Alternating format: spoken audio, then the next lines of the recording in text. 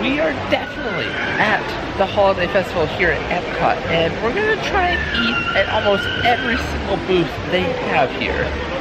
We've really never done that before. We've only, had, one or two booths. This time we're gonna try and eat at least one thing from every booth. Let's see how we do. Alright, so the first update is right across from the Creation Shop, which is over there. This old, temporary mouse gear building is still under construction. It does look like they're installing glass panels though. So that's cool. It does look like they have spaces for more glass panels. So this hopefully should be done in a few months. So actually it looks like this part of the building is like completely exposed. So I wonder if they're going to be changing how this looks, like some sort of big billboard, advertising what's inside. I'm not 100% sure what's going in there, but that's my guess, is they're going to build something extra here. And then of course right across from it is the Guardians of the Galaxy ride. Still really no changes on the outside. You still got, construction material and the blue wrapping here. No significant updates over here. The line for coffee is very long this morning at this Joffrey's cart. This is our first visit inside Club Cool. There was no wait today, so we get to see what it looks like. A couple people dropping stuff.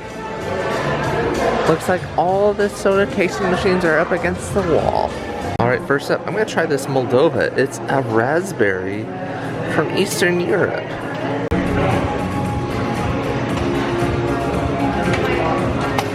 That one's kind of good. Alright, up next is a Sprite cucumber from Russia. I actually like it. I like cucumber, so this is actually pretty good. So really, the first two flavors I tasted there were my favorite ones. Everything else was just so-so. So yeah, we'll do a further taste test later. We're here for food mostly. Here's what the Christmas tree looks like in the daytime. Lots of blue. Alright, up first we went to the Yukon Pavilion, and we got two pretty good things. Let me show you. So this is the beef bourguignon. Looks kind of good. It's a good size, Yeah. I forget what's in it. It basically is pretty nondescript, but there's crushed potatoes inside of this. And then Crystal, what did you get over here? I got a peanut butter banana porter. Okay. It's got an interesting color too, So the beef bourguignon barely had any beef in it. It was basically just a potato bowl. And then the porter barely had any peanut butter flavor to it. It had a tinge of like banana flavor, but I couldn't taste any of the peanut butter. So over here at this popcorn stand, there's not a long line, and this is where you can get the popcorn buckets. As I slowly zoom in, you could sort of see them. They're there, hiding.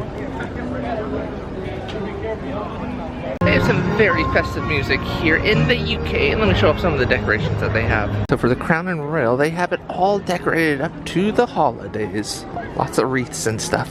And then in front of their main store here, they got more Christmas decorations. And actually, this store is open. It hasn't been open for the longest time. We're gonna go inside.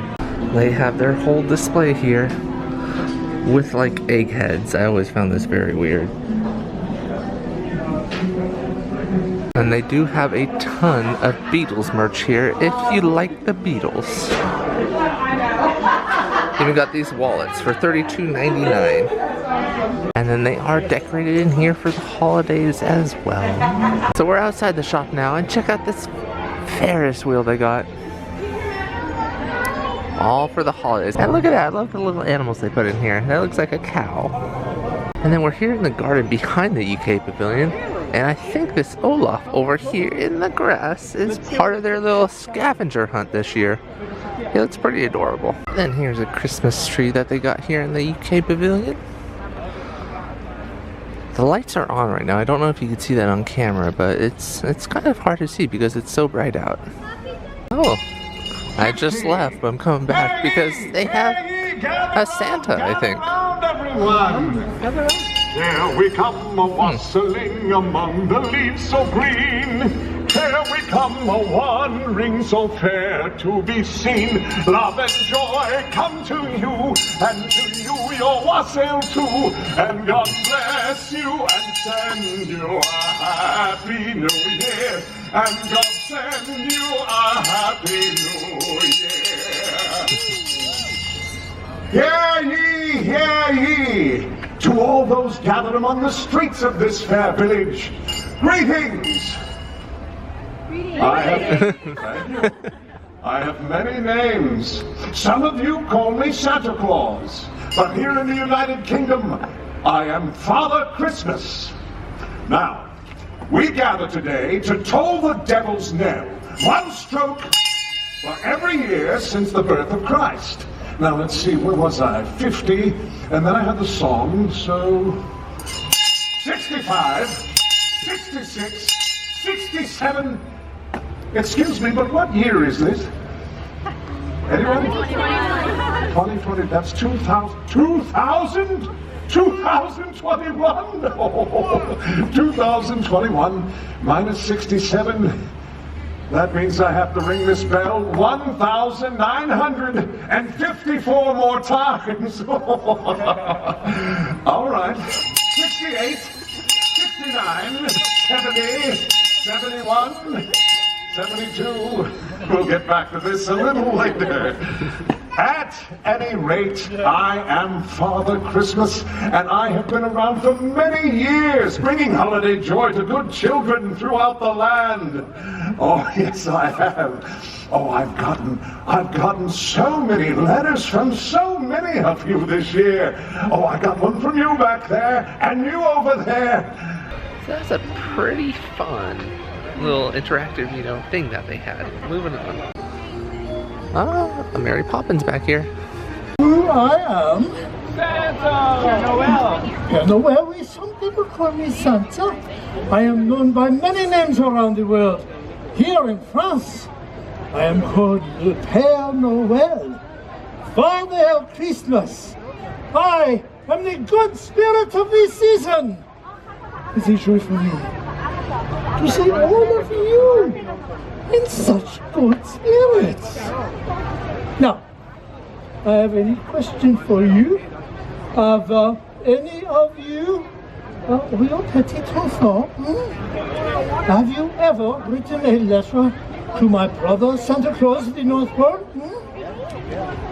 You big people, you can admit this too. Well, in France, if a child writes a letter to me, Père Noël, and puts a return address on the envelope, the French government pays the postage on my reply. Not bad, eh? Très bien, merci. Et joyeux Noël. Et bonne année, Merry Christmas, and good New Year, everyone. Merci.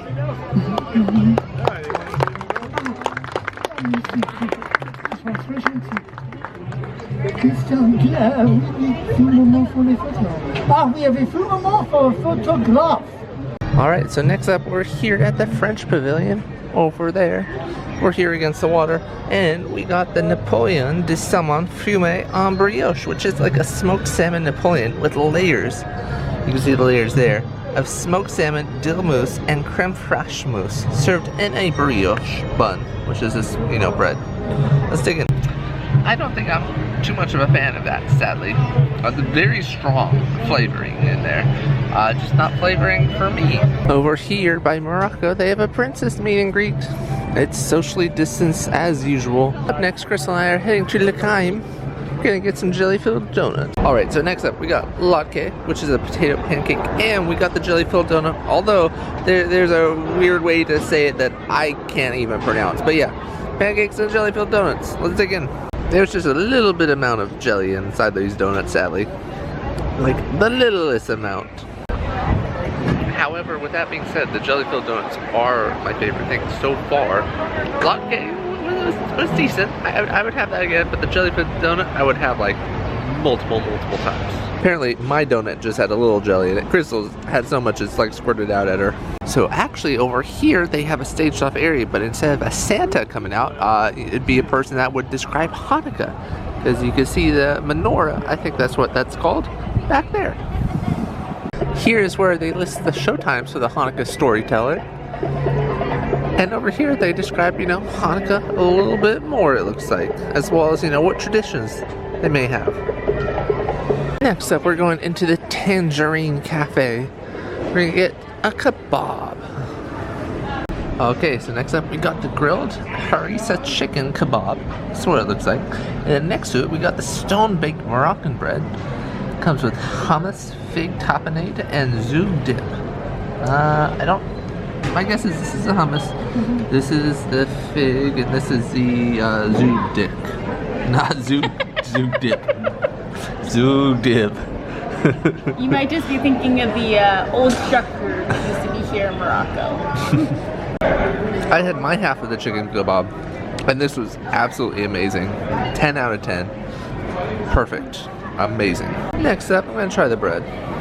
Alright, so that hummus and bread, absolutely amazing. The bread is very warm, so that's pretty nice because it's kind of cool right now. So the hummus was good. The zoug dip, I actually remember having back in Egypt, so that was actually a good like memory jogger. And that was good too. The fig jam, wasn't for me. This is what the festival passport looks like, by the way. It runs from November 26th to December 30th. Has a whole bunch of just, you know, information about each of their booths, as well as all, you know, their holiday, you know, merchandise that you can get. We'll show this merchandise off in person later at the creation shop. But yeah, this goes into detail on each of the foods that they have here. So far, this Morocco pavilion surprised me the most, and I liked 2 out of the 3 foods here. We didn't get the 3rd one, but maybe another time. Alright, so next up, we're in the Japan pavilion. We're gonna get the soba and the boba. That's fun to say. Alright, so here we got the New Year celebration soba, which is buckwheat soba noodles in a hot dashi soup with shrimp tempura. That's what that thing is. Fish cake, shiitake mushrooms, and chopped green onion. And then next to it, we got the chocolate banana boba. I already ate the whipped cream off of it. It just looked really tasty. It's cocoa, calpico, banana syrup, and strawberry popping boba burls. Let's dig in. So the little boba drink that I just had, it was pretty good. I didn't notice a strong particular flavor, but it was the right amount of sweetness. It was smooth. I enjoyed the little bubble bursting balls. I think they were strawberry flavored. It was a really good little drink. Looks like we just missed the Japanese storyteller over here. They line their thing with a small rope, keep children back, but yeah, just missed it, dang. So actually, we found a cool outdoor booth that shows off all their merchandise. So they got a turbis right here. It's a pretty big size turbis too. They got a cup here. It says Festival for of the Holidays. Sven and Olaf. It is $19.99. They have some Christmas tree ornaments here, as well as a giant sweater. This is $49.99. Sven and Olaf are on it again. It says Festival of the Holidays. Also has some printings on the arms. And next to it, you got the spirit jersey for this event. Just has Olaf on this one. This is like a real comfy, you know, fabric to it. And, you know, they're decent size. These are $74.99 in case you're wondering. And then they got a beanie here with Olaf and his little, like, you know, hair. Over at the American Pavilion, we got the pumpkin gingerbread cheesecake, and it has candied pumpkin seeds at the top of it. That's what those green things are. And it looks pretty dang good. By the way, that pumpkin gingerbread cheesecake, absolutely delicious. There's a cranberry whipped cream on it. Definitely get that. It was amazing. So next up, at the Italy Pavilion, Crystal got chocolate donuts with chocolate filling and chocolate hazelnut spread over them. And these were the most expensive ones by far. These were what, $11? $11. Yeah, so... More expensive than the salmon or the scallops that they offer. I'm like, what? $11 for some donuts? Yeah, I mean, it doesn't look special. Let's dig in. Okay, so I haven't been this disappointed since the beignets at SeaWorld. If you saw our video on that, you'll understand. Let's skip this one. Yeah, they don't even look that good. And I'm not a fan of chocolate, but these look even worse. And of course, in the German pavilion, they changed out the tiny flags once again. Let me zoom in. here are what they look like. These are actually tiny festival flags. I don't know if you can make out that detail. And there's the white one and there's the blue one. So this is what the tiny flags are supposed to look like, just in case you're curious. Oh my gosh, I just noticed this, but there's like tiny smoke coming out of this chimney. Can you like see that? That's such a cool detail on this miniature railroad. I don't think I've ever seen that before. That was fun. The line for Germany is very long, but we're gonna get the cheese fondue here. Alright, so up next we got a cheese fondue. And this is huge. Carrot, what is that? Zucchini? Yeah. A little plum, maybe? I don't know. But, or potato, maybe potato. I don't know. But this is a huge thing. Look at my hand. It's huge. And this is like filled with cheese. I like it. Alright, so that cheese fondue, amazing. The cheese tastes like a beer cheese. Very good, very delicious. The bread, it's a little bit hard in places, but it's pretty easy to break apart and dip in the, cheese. Definitely worth considering getting this. It's pretty dang good. We'll probably get it again. Okay, up next we got bubble tea.